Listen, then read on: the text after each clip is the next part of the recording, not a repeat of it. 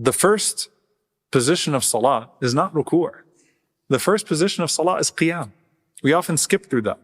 But if you're thinking about this as a coherent process, everyone stands up, right? In the presence of the king. What then of the king of all kings? And this too mirrors the day of judgment.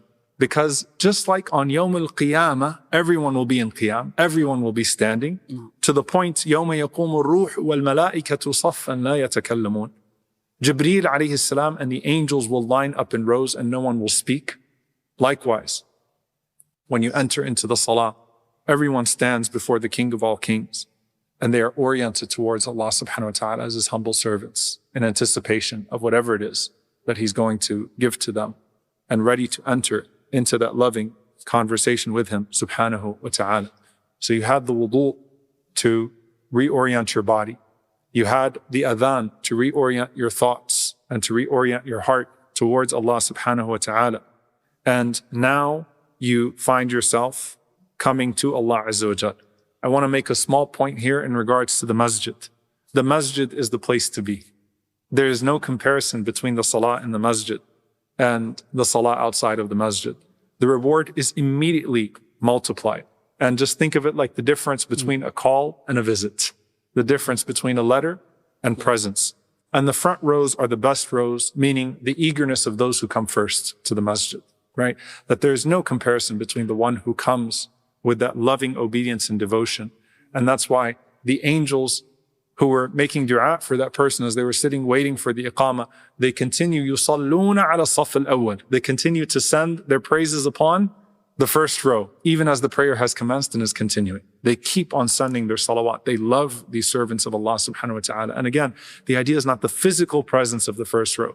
The idea is the eagerness, the pace at which you met the call of Allah subhanahu wa ta'ala and came to that place. You enter into your salah, you're in qiyam. You've arrived in the presence of the King of Kings. And then you do what's called Takbiratul Ihram. Makes a lot of sense when you think about Hajj. Ihram. Takbiratul Ihram. You lift your hands, Allahu Akbar. And when you lift your hands and you say Allahu Akbar, you are entering into a state of Ihram. What is the state of Ihram? It's a state that makes certain things that were halal now haram. Certain things that were permissible now prohibited. Again, in the Hajj or the Umrah, it's very obvious what's happening. That there are certain things you can't do now that you've entered into the state of Ihram. The Salah is no different in that دَخَلَ فِي حُرْمَةِ الصَّلَاةِ. You've entered into the sanctuary of your prayer. فَأَصْبَحَ مَا كَانَ حَلَالًا لَهُ قَبْلَ الصَّلَاةِ حَرَامًا عَلَيْهِ. So what was halal for him before the Salah is now haram for him. So you've entered into a state of Ihram. And remember Hatim al-Asam? I want you to imagine that you've entered into the haram itself. And you're looking at the Kaaba. Every time you enter into that prayer, you turn yourself fully towards Allah subhanahu wa ta'ala. You've already directed your heart towards Him. You're facing the Qibla. Your body is facing towards Allah subhanahu wa ta'ala and freeing itself from the disobedience of Allah, even the hands. I want you to think about the physical presence of Takbiratul Ihram. Scholars mention two things. For one, when you do this, it's like you're throwing away everything behind you, right? No. So everything behind you is gone. All of the distractions, all of the desires, all of the disobediences, all of the worries, all of the concerns. But they also say that pointing the hands is ta'zeem, is glorifying the one that's in front of you. So you're doing two things at once. You are raising your hands, glorifying the one that is in front of you, and you are throwing away everything else that is behind you. As you enter into Takbiratul Ihram, and you raise your hands and you say Allahu Akbar. Notice as well the words Allahu Akbar. The adhan begins with Allahu Akbar. The iqamah begins with Allahu Akbar. The salah begins with Allahu Akbar. 3 takbirat. Allahu Akbar, Allahu Akbar, Allahu Akbar. Why? Allah is greater. Allah is greater. Allah is greater than what I was doing. Allah is greater than what I was thinking about. Allah is greater than what concerns me. Allah is greater than my distractions. Allah is greater than who I was with. Allah is greater than who I'm going to meet. Allah is greater. You have to diminish everything else when you enter into this exercise of extolling the greatness of Allah subhanahu wa ta'ala, to truly understand and appreciate what it is that is in front of you. And you have to believe it to feel it. You have to actually believe it to feel it. And so, ashhadu an la ilaha illallah is to negate any God besides Allah subhanahu wa ta'ala. Allahu Akbar is to negate any priority over Allah subhanahu wa ta'ala. And as you enter into your salah, you are negating all and diminishing all in front of Allah subhanahu wa ta'ala. And then as you say Allahu Akbar and you're in your state of qiyam, facing towards Allah subhanahu wa ta'ala. The Messenger of Allah sallallahu alayhi wa sallam was narrated to say, Subhanak Allahumma wa bihamdik, wa tabarak asmuka, wa ta'ala jadduka, wa la ilaha ghayruka. He would say, sallallahu alayhi wa sallam, glory and praise be to you, O Allah, blessed be your name, exalted be your majesty, there is no God worthy of worship except for you. You'll notice, subhanallah, the coherence of the salah. There's always takbir, tasbih, tahmid. There's always Allahu Akbar, subhanallah, alhamdulillah. Even at the end of your salah, what are you saying? You're once again doing subhanallah, alhamdulillah, Allahu Akbar. So there's a takbir to start, a tasbih to start, and when you get into al-Fatiha, alhamdulillahi rabbil alameen, a tahmid as well. So there's a connection between the beginning of the salah and the end of the salah as well, and of course during the salah also. There's another dua that the Prophet ﷺ would make as well. And Abu Hurairah radiallahu ta'ala anhu, the way that he narrates it is beautiful. He says that I was watching the Prophet ﷺ, I noticed the Prophet ﷺ took a long time between Takbiratul Ihram, the opening takbir, and the recitation of Al-Fatiha. فَقُلْتُ بِأَبِي أَنْتَ وَأُمِّي يَا رَسُولَ اللَّهِ. May my mother and father be sacrificed for you, O Messenger of Allah. مَا تَقُولُ فِي سُكُوتِكَ بَيْنَ التَّكْبِيرِ وَالْقِرَاءَةِ. What is it that you're saying between the takbir and the recitation? I need to know what you're saying. Now, subhanallah, even these du'as, the way that we say them, we don't say them at the speed the Prophet ﷺ used to say it. There was a deep devotion and love. But he who was forgiven for all of his sins, he who was infallible, would say, أقول اللهم باعد بيني وبين خطاياي كما بعدت بين المشرق والمغرب. اللهم نقني من خطاياي كما ينقى الثوب الأبيض من الدنس. اللهم اغسلني من خطاياي بالماء والثلج والبرد. The Prophet ﷺ would say, O Allah, put a distance between me and my sins that is as great as the distance between the east and the west. SubhanAllah, sins are the barrier, right? So remove from me my sins. Put a distance between me and my sins like the distance between the east and the west. O Allah, cleanse me of my sins the way that a white garment is cleansed from filth. O Allah, wash away my sins with water and snow and hail. Does this dua sound familiar to you guys? Does it sound like another dua that we make? It's actually very similar to the dua at the time of death, when we put someone in their grave. And you talk about leaving life behind. SubhanAllah, that when you put someone in their grave, you're making dua, وَنَقِّهِ مِنْ خَطَايَا, that, oh Allah, purify him from his sins. كَمَا يُنَقَّ الثَّوْبُ الْأَبْيَضُ مِنَ الدَّنَسِ. You're making the same dua for that person, essentially.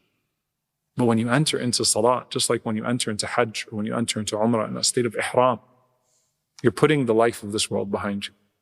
And you're saying, oh Allah, remove from me the stains of the life of this world.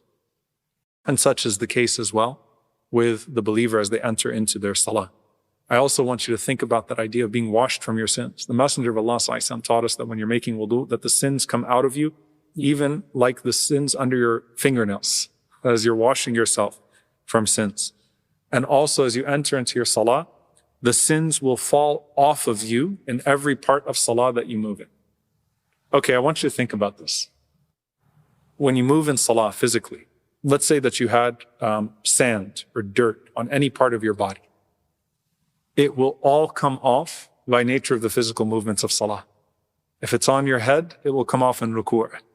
If it's on your back, it will come off from the rising, your back and your shoulders. If it is a difficult place, it will come off in your sujood. In fact, even if it's on the bottom of your feet, it will come off in sujood.